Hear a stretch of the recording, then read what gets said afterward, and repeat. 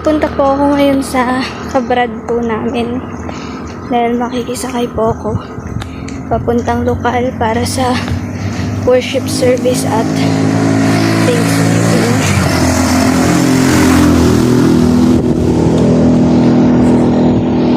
Tirik na tirik pa po ang araw. Yan, sobrang init.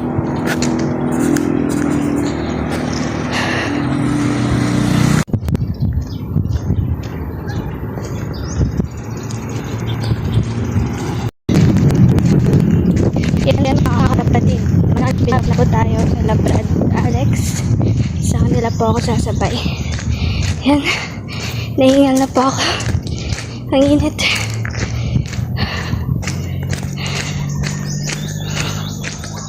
Yan mga kapatid. Kahit sobrang init, kailangan patuloy pa rin po tayo. At magtulibay po tayo mga kapatid.